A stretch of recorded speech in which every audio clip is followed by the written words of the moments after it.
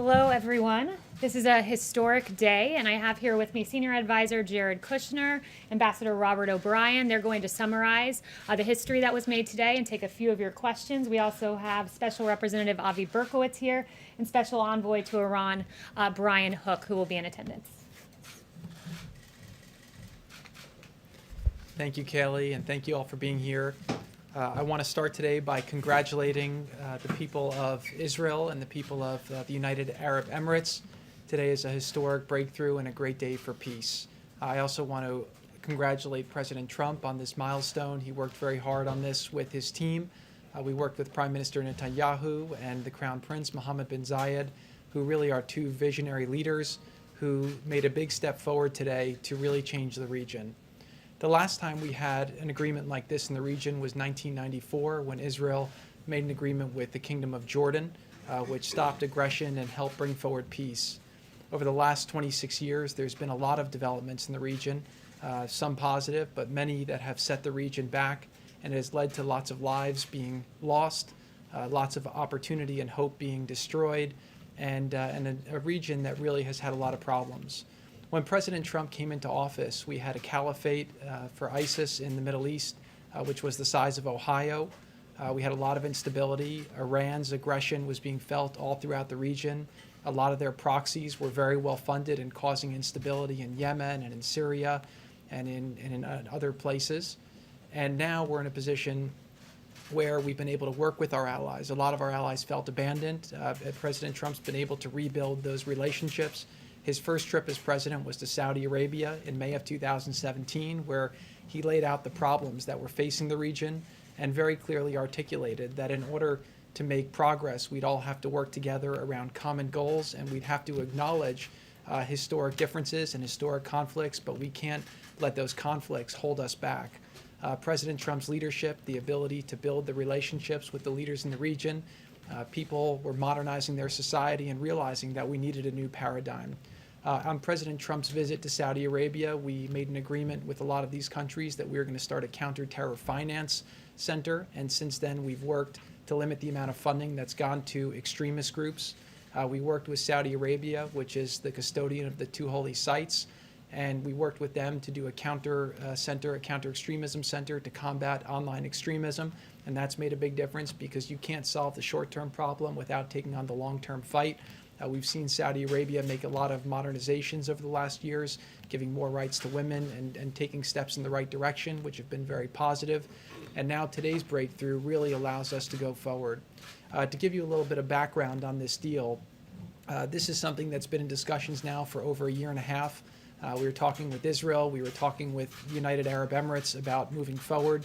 Obviously, because of the Israeli elections and because of some other things that were happening in the region, this is something that was talked about but never really got to the right place for it to happen. As you know, with deals happen when deals are ready, and peace deals are very rare and very historic, and there's a lot of reasons why people would be held back from moving forward.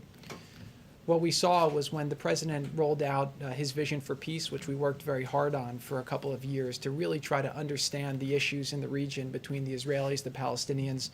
He put forward 180 pages of detail on how we can address the issues of the past, but also figure out how to move forward. During that acknowledgement, President Trump was able to get Israel to agree to have a two-state solution with the Palestinians, and for the first time in history to agree to a map that outlined the territory that they would be willing to work with in order to see that happen. That showed a lot of people in the region that Israel was serious about really moving forward and making peace, and also showed them that President Trump's leadership and diplomacy could make things happen that hadn't happened previously. What happened is, as Israel was discussing with us, providing, taking Israeli law and sovereignty to areas of the West Bank and applying it. We were having these discussions, and over the last 6 weeks, the discussions between UAE and Israel started accelerating around this being a potential different path. We all saw Ambassador Oteba's op-ed that came out that said that he thought applying Israeli sovereignty to these areas would be detrimental to the region. And a new course, a new option was created that was discussed that ultimately both countries thought was a much more viable option to go forward. Israel's agreed to suspend those efforts at this time, And as a result, we're going to focus on bringing these two countries together. This is really a historic breakthrough, and it shows that President Trump's leadership from the Riyadh speech till today, you see a much different Middle East than what he inherited, and hopefully there's a lot more good things to come. This is an icebreaker between these two countries. This is the first Arab country to normalize relations with Israel in a long time, 26 years since Jordan. And what we're going to hopefully see from there is more countries start to do the same. The final thing I'll just say is that here in America, the biggest threat that we saw in the last campaign was really two things. One was ISIS. The caliphate was growing. We were seeing journalists being beheaded. We were seeing people burnt in cages. And the threat of ISIS was something that was very scary to a lot of Americans and needed to be stopped. The instability was providing a place for extremists to plan attacks, to plan all kinds of terrible things, and the extremists were trying to radicalize the next generation. One of the biggest excuses that extremists use to radicalize the next generation is the mosque and the Al-Aqsa Mosque, and saying that it's being threatened and the fact that Muslims aren't able to pray there. This deal will allow for flights from Dubai and Abu Dhabi to Tel Aviv, which will allow Muslims a real entree to come and visit Israel peacefully and to come and pray at the mosque with whatever frequency they deem appropriate. This is a big breakthrough. As people go there and pray and see that this is available, they'll share it with their friends and they'll share the experiences. They'll share pictures of it on Instagram and Facebook and Twitter. And people throughout the world will see that the mosque is safe and that all people are welcome there. So this is a really great step forward for the region, a great step forward for the country, and a great step forward for the world. And again, I just want to really compliment the three leaders who worked very hard to make this possible. Prime Minister Netanyahu of Israel, the Crown Prince Mohammed bin Zayed of Abu Dhabi, and President Trump here in America. Thank you.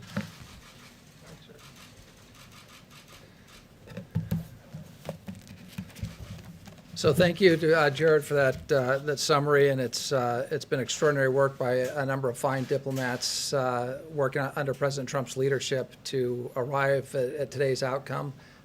Jared Kushner has been at the forefront of those efforts. Avi, Brian Hook, and others have put in just tremendous work under the president's direction to get where we are here today. And I know, Jared, you don't have a diplomat title, an ambassador title, but we don't have a finer ambassador, especially in the region, than Advisor Kushner. So thank you for those remarks and for the really incredible effort. I want to start by congratulating today the President of the United States, the Prime Minister of Israel, Bibi Netanyahu, and Crown Prince Mohammed bin Zayed. This is a remarkable achievement, and the achievement is now will now be known in history as the Abraham Accords, or the Ibrahim Accords in the Muslim countries, or the Abraham Accords in Israel. It's something very special. It's something that doesn't happen very often. Very few of my predecessors as National Security Advisor have been able to come to this podium to announce a peace deal in the Middle East. It's a very rare thing. As I said earlier in the Oval Office today, the President is going to be known in history as one of the change makers and one of the remarkable leaders in the Middle East. And that's not something that you may have thought of when he came into office.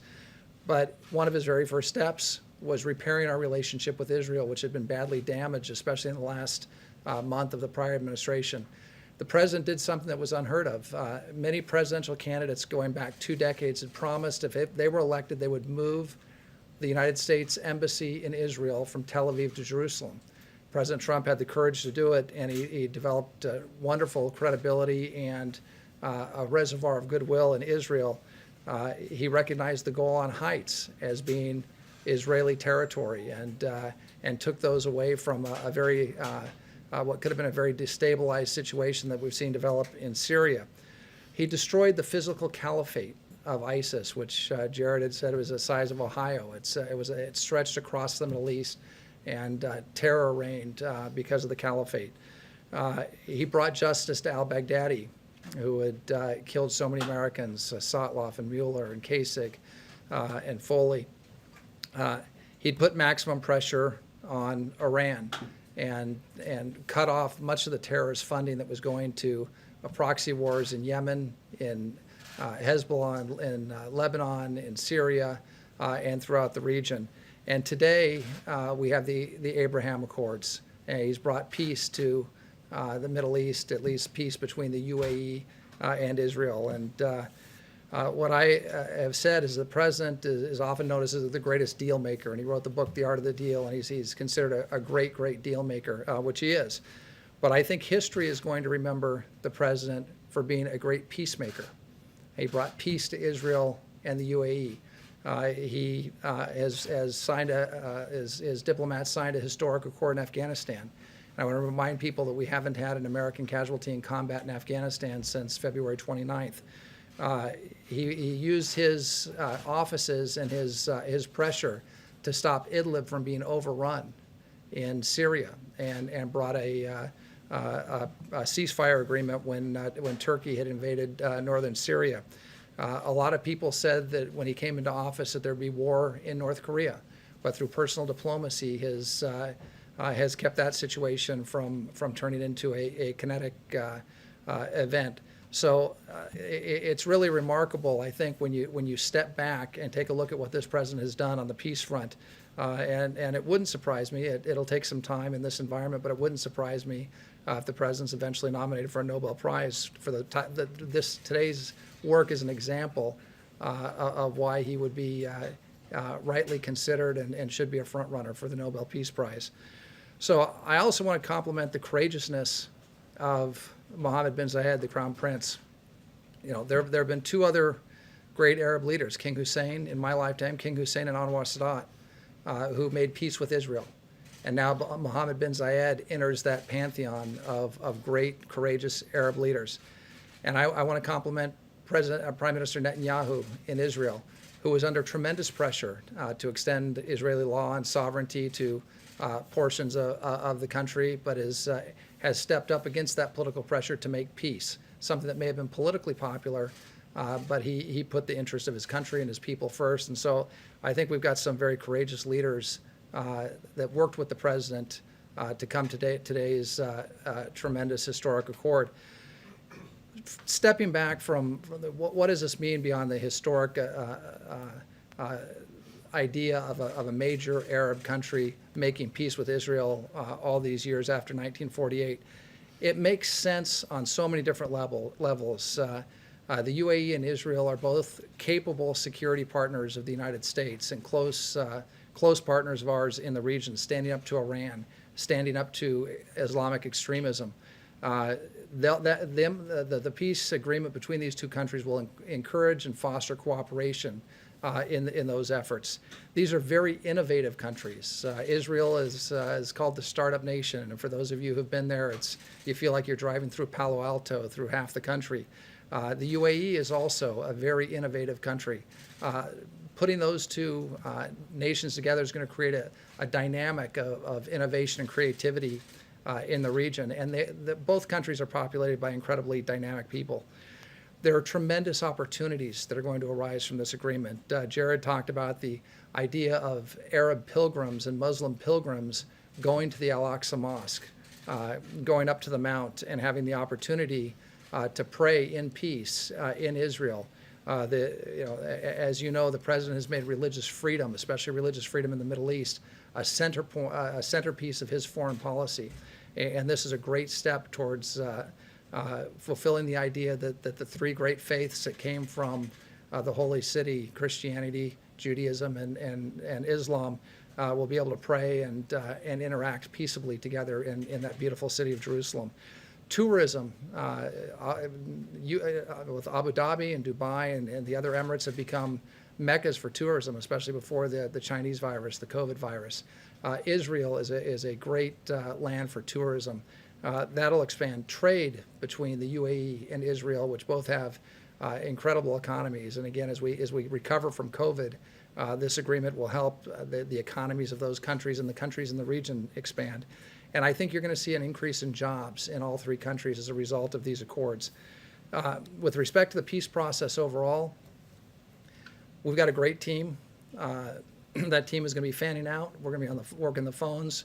We're going to be in the region. And we believe that there are other countries waiting in the wings that are going to watch and see how the tremendous response to the courage of Prime Minister Netanyahu and the Crown Prince have been received by their people and by the world. I mean, I've already been on the phone with a number of European counterparts who have called to congratulate us for our role in this accord, but some of whom are astounded that this took place. And we also think that this could lead to a great deal for the Palestinian people.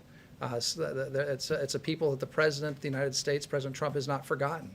And he's endorsed a two-state solution. He wants to see the Palestinian people in a prosperous country of their own. And the groundwork has been laid for that. So I think we'll be working very hard on those efforts in the coming months and year. So again, today's a great day. It's a great day for the people of the UAE. It's a great day for the people of Israel, for their leaders. And it's also a great day for the United States of America as we played a role that we've traditionally played throughout the world in coming in to mediate in difficult situations and achieve peace and achieve prosperity for our friends and neighbors. And again, I'm honored to be a part of the President's team on this. And again, we'll end with congratulations to the President for his leadership, and again to Prime Minister Netanyahu and Crown Prince Mohammed bin Zayed. Thank you very much. Start with Steve. Israel agreed to suspend its annexation plan on the West Bank. So the suspension will last. It's going to take a while for these agreements to get fully enforced and to go. And I think that right now the focus that Israel is going to be applying is towards building this relationship. The opportunities that are now created because of this, from an investment point of view, from an innovation point of view, from a health point of view, from a tourism point of view, and most importantly to both countries from a security point of view, are very robust. And I do believe that for the foreseeable future, you're going to see both countries focusing on that. I also think that Israel sees a lot of exciting opportunity in doing what's being done today with other Arab and Muslim countries as well. So that's really going to be the focus as to where we're going to be working with them. And one thing I also want to do is acknowledge the tremendous team that's worked on this to date. Obviously, Secretary Pompeo has been leading the efforts. The Vice President's been very supportive. And then obviously Avi Berkowitz and Brian Hook have been just tremendous along the way, both to get to today and also in the steps that will likely come forward. So. Thank you, Jared. This is already, you guys are touting this as a good step forward, but the Palestinian officials are already out criticizing it. If they aren't on board, how is this a good peace deal right now? Right. So look, they have a fairly predictable response that we've seen time and time again to all types of things that help make their people's lives better. Let's just focus on the facts of what's happening, and let's focus on how to push things forward. We laid out a 180-page, very detailed plan that we got Israel to agree to negotiate on the basis of, that invests $50 billion into their economy, that allows them to double their GDP over 10 years, that can create 1 million new jobs, help their people have a much better standard of life. We also got Israel to agree to have them have self-determination, have a secure environment, and then in addition to that, figure out how to create the right land outcome where we can go forward. So, look, I think that a lot of people in the region are seeing that we can't wait for the Palestinian leadership to try and resolve this. Every country is going to do what's in their best interests, what's in the region's best interests, and we have big problems in the world, and we can't be stuck in the past. We have to be moving forward. Now, I will just say that a big part of what motivated the UAE to move forward at this time and take the risk that they're taking is the notion that they didn't want to see Israel take the provocative action of applying sovereignty to areas of the West Bank, which hopefully allows more space to the Palestinian leadership to come to the table and make a deal. So I don't know if it will happen tomorrow. I don't know if it will happen next month. I don't know if it will happen next year. But at some point, I always learned with deals that there's a thing called gravity.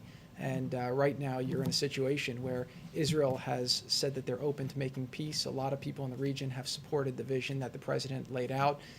One thing you've seen with the president, he's a deal-making president, right? And part of being a deal-maker is not always showing your cards. Again, we were able to hold this quiet until this morning when we announced it. The president's had a very robust strategy for the Middle East that we've been executing piece by piece, day by day. And we've seen things have been getting better, problems have been getting resolved. The president's been taking things off the table.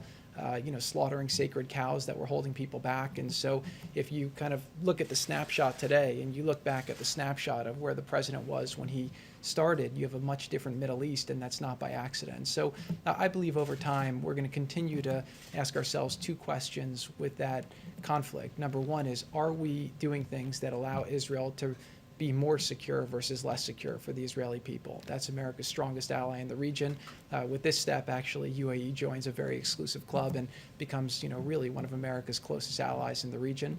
And then number two is, are we taking steps that allow the Palestinian people to live a better life? And so, there's a lot of people who find historical traps where they can find excuses not to move forward. But President Trump is focused on creating a bright future, focused on progress and making people's lives better. So I will just say today that this is a big breakthrough. This is something that's public. We have a lot of things that are happening privately right now that are quite excited.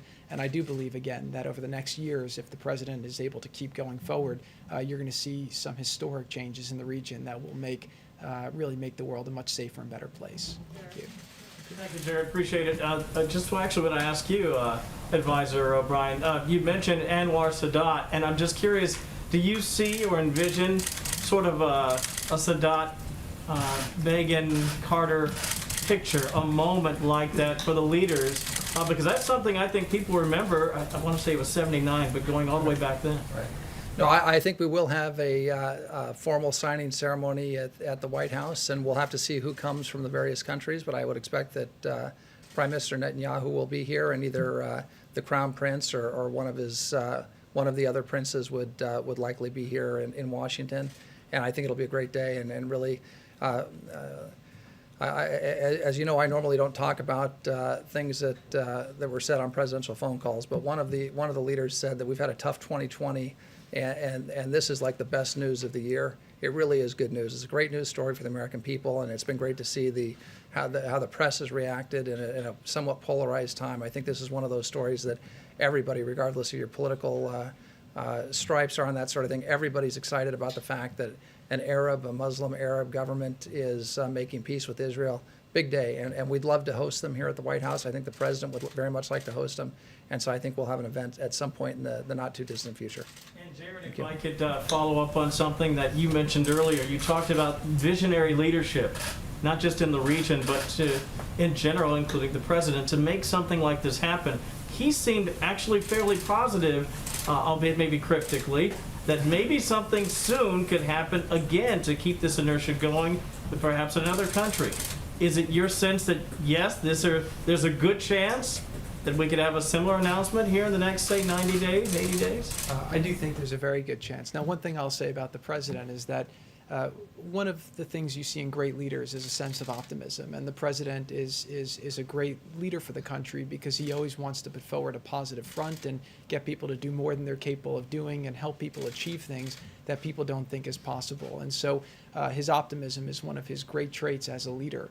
I will say here that we have had several discussions. Obviously, we kind of stopped those discussions because this one looked like it was going, and it was very important to the United Arab Emirates to be the first. They wanted to make history and do it, but we do have several more that we've had discussions with, and now we'll continue those discussions to see if we can continue to move forward more.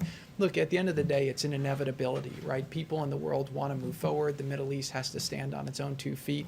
We have some great allies there. We'll continue to work with them and help them, but we'd like to see a security architecture and an economic architecture there where people have the safety and ability to live a better life, to have jobs, to have prosperity, and people need to believe that their children could have a better life than they can. And once that happens, people will choose a job over some of the other less good areas that they're being tempted to go to by the extremists. Thank you. Thank you. Couple of questions. First, you mentioned the flights. Can you tell us how quickly you expect to actually see those flights begin, embassies to open up, and to what extent is this strategy, in part, strategy and hope that Iran will be further isolated?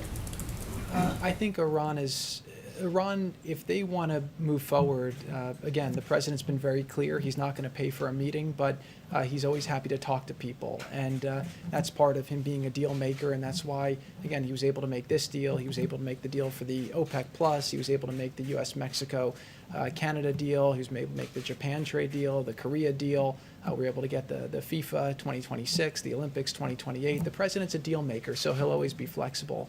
I do think, though, seeing the two of the best militaries in the region come together should be something that people take note of, because it shows that, again, people are figuring out how they can optimize. And I do think that Iran has benefited from kind of dividing and conquering. Through their proxies, they've tried to create instability, and they've tried to have the Middle East divided, which is why they've always taken advantage of the Palestinian issue, and they've tried to stoke fear around that issue, and they've used it to keep people from joining together with Israel.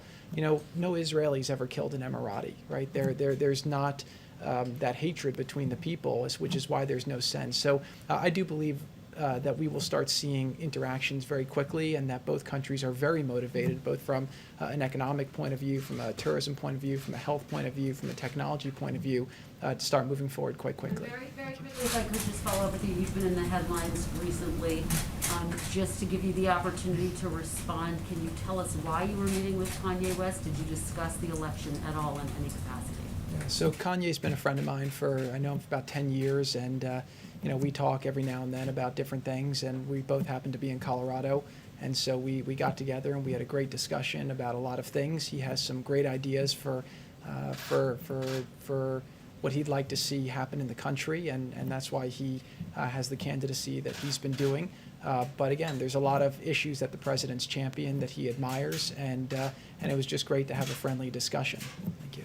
Just to follow up on Steve's question, Netanyahu just did a live address tonight, and he said, we received a request to wait temporarily on annexation from President Trump. He said it's a temporary postponement. It is not removed from the table. I'm telling you that. So how long is temporary? Because you said it could be a long time. And did you get guarantees that they will adhere to that?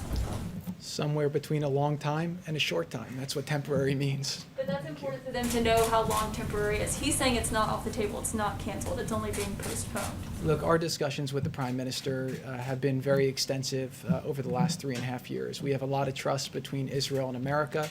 We've done a lot of historic things together.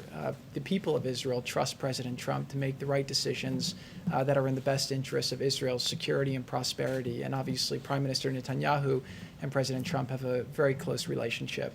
I believe that they will not take action to move forward unless we have an understanding between America and Israel that it's the right action at the right time.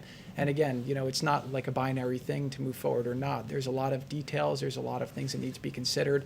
And we had a lot of those discussions over the coming months, and then obviously put those discussions on hold as this came about. So I imagine at some point in the future, this is something that will be discussed. But today's a great day. This is a big breakthrough. This is a game changer for Israel. It's a game changer for the Middle East, and it's a game changer for the world. So I think for the time being, people are going to focus on that and focus how to optimize from that tremendous opportunity.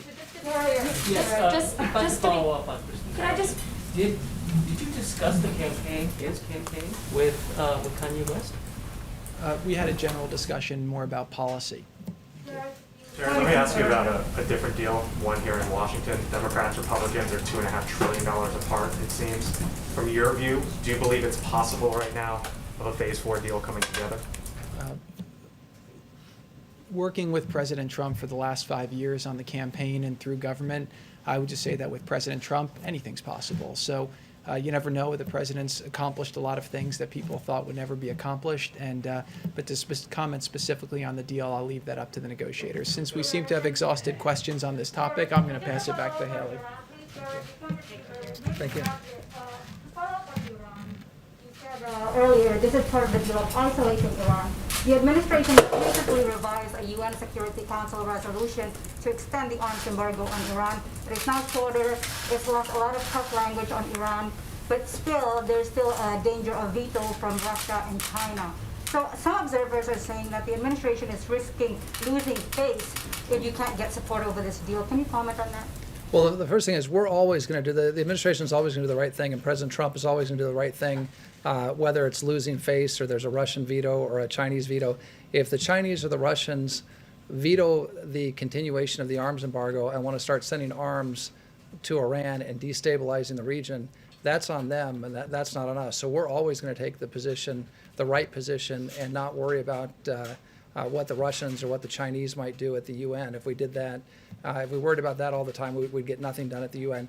We also have other tools that we'll use to deal with Iran to make sure that arms don't flow into Iran, that there's not further destabilization of the region. There are tools that we can use diplomatically, and there are other tools that we have. And nobody in the region wants to see Iran on the receiving end of a bunch of Russian MiGs or Chinese missiles or Chinese drones. The region's made that very clear. We've made that very clear.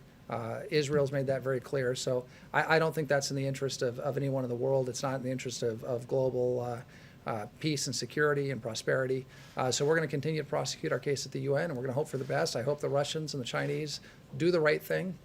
They should do the right thing. And if they don't do the right thing, well, we've got backup steps that we'll take. Whether you also support the snapback option?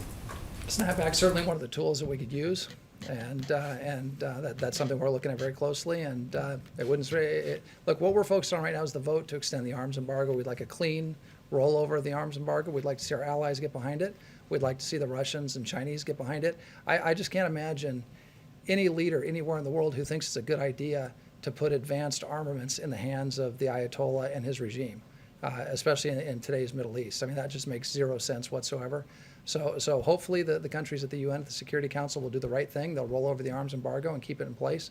But if that doesn't happen, we'll take steps necessary, and one of those steps could be snapback. Thank you. Thank you very much to Senior Advisor Jared Kushner and Ambassador O'Brien. And I will take a few of your questions on other matters, if you have any. Yes, Deborah. Oh, thank you, Kayleigh. The president has written memoranda that give 5 states 100% of reimbursement for their National Guard costs dealing with the coronavirus. A number of governors are trying to get on that list too, including Nevada Governor Steve Sisolak. Have you had a chance to set up a time for them to talk? And the National Governors Association says that the criteria for being one of those states that gets 100%, not 75%, aren't clear. Can you tell me, how do you make the cut where you're 100% and not 75%? So first, let me note that in March, President Trump became the first president to authorize use of the National Guard under Title 32 status with 100% cost share. The president supports the men and women of our National Guard. This is a rarely used tool, but the president was willing to take this decisive action. 75% of the cost share is still giving states tremendous, unprecedented support, and states can utilize their coronavirus relief fund dollars to cover the remaining 25% if they need to.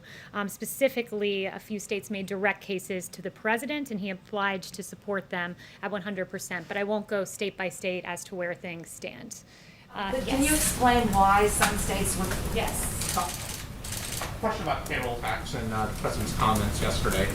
What did he mean by when he said he was going to terminate the payroll tax? And a secondary question, if he's reelected, what should Americans believe about his commitment to Social Security?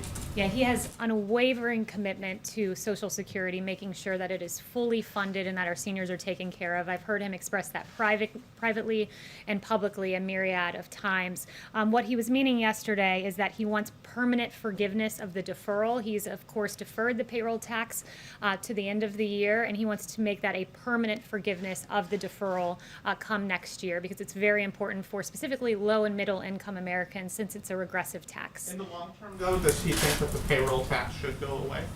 The president's very clear on this matter that he wants a permanent forgiveness of the deferral. That's as far as he's gone, and he's gone even further to say he's going to make sure that Social Security is fully funded. Yes. Yes. Yeah. Oh, the lead, and then we'll go to you next. Okay, so you voted by the U.S. mail. The president has voted by the U.S. mail. Many of his top people have voted by the mail. Why is he trying to prevent ordinary Americans from voting by mail? So first, let me note, I've voted absentee. The president's voted absentee. He's always been for voting absentee for a reason. What he is not for is mass mail-in voting, or perhaps, to make it even clearer, mass mail-out voting, where everyone on the voting rolls is mailed out a ballot. Voting rolls in Los Angeles County, for example, you have 117% of the county registered to vote. How does that even make sense? It doesn't. And that would mean that in the least 17% of the ballots floating around would be subject to potential fraud. So that's what the president is standing firmly against, but he has always been for absentee for a reason. Yes. Kayleigh, we learned today that still roughly 15.5 million Americans are without a job. Nancy Pelosi spoke yesterday with the Treasury Secretary. Seemingly, there was no progress on that call for the 15.5 million Americans and millions others who could absolutely care less about the politics of it all. What would you tell them is coming next, considering that it seems as if nothing is moving policy-wise going forward? Yeah, what I would say is this, Secretary Mnuchin said yesterday, I am willing to move forward with legislation that provides funds to schools, childcare, food, vaccines, hospitals, PPP for small businesses, rental assistance, broadband, airports, state and local government assistance, and liability protection for universities, schools, and businesses. He's been unmistakable, this administration has and this president has. We're willing to move forward on that. What we're not willing to do is rubber stamp a behemoth $3.4 trillion deal that the Democrats put forward that was fundamentally unserious, that would have made ballot harvesting mainstream, that was a Democrat wish list. That's what we'll not move forward with. But this president, out of anyone, has taken action, serious action on eviction protection, serious action on unemployment insurance, on a payroll tax cut, student loan forgiveness in his executive capacity. And what I would say, the state of things now is, you have Nancy Pelosi saying we were willing to come down $1 trillion if they came up $1 trillion. Well, it's fundamentally unserious because the Democrats, the chief of staff has told me, wouldn't even tell us what they would take out of the $1 trillion. So they said we'd come down $1 trillion, but wouldn't list out the things that they would take out of their Democrat wish list. So Nancy Pelosi needs to come back from recess and negotiate because the American people deserve better. There are some conservatives who have made the argument that $3 trillion, give or take, has already been spent and no more needs to be spent. If there isn't a deal that is viable, is the White House of the position that since $3 trillion has been spent, it's okay, we don't need to spend any more? No, the president is all about what is best for America's families. He wants to see funding for our schools, direct payments to Americans. He's protected the American people in every way he can in his executive capacity. But as you noted, in terms of the fiscal cost of things and the height of this, when the economy was shut down, there was a $2 trillion deal negotiated. Next after that, when the economy was reopened, it was a $1 trillion deal. So for the Democrats to say we want more than what we even negotiated and passed during an economic shutdown, and to say we need $3.4 trillion, it's really an unserious proposal. Kevin. Thank you, Kayleigh. Your reaction to unemployment claims dipping below 1 million, 1.7 million new jobs as well, and blue state governors are politicizing school closures, says the president. What did he mean by that? Yeah, what he means by that is that when you look around the world, many countries in the Western world have opened their schools, and that we as the United States can do the same. We can find a way. The president, the White House has released guidance as to how to make that happen. And he doesn't want a decision that is so important for our children to be politicized, because he believes it's in the public health interest of the child to be back in school. And I've listed out for you all the reasons for that previously. And what was your first question? You also unemployment claims dipping below Yes. 1 million. How surprised are you that that's the figure and the direction we're going? I'm not surprised, because under this president, he was the great jobs president once, brought us the greatest economy in modern history once, and he'll do it again. And this is more evidence of that, to see unemployment claims dip below 1 million, coming on the backs of a July jobs report that exceeded expectations. And of course, the 2 blockbuster jobs reports before that. It goes in line with the manufacturing ISM good numbers that we saw, and many other metrics. This is the president who's already making sure we have an economic rebound that outpaces Europe and other countries as well. Steve. Has the president been briefed on the Russian coronavirus vaccine? Does he think it's a workable vaccine? The president has been briefed on that. He's also been briefed on our own vaccine progress. One thing to note, and I believe Dr. Fauci made this point, our vaccines go through rigorous phase 3 clinical trial where we have 30,000 individuals that we test to make sure it's perfectly healthy and moving forward. So that's the kind of standard we have for American vaccines, and it's important that we do that. But we do think that we'll have a vaccine by the end of the year, and the president, in advance of that, is manufacturing hundreds of millions of doses of these vaccines in anticipation of one being successful. Chanel. Thank you, Kayleigh. Going back to Iran and Russia as geopolitical actors in the Middle East, they have been wellsprings of instability there, as we discussed, but how confident is this White House that Iran and Russia are finally going to be placed in their respective lanes in the advent of this deal and deals to come?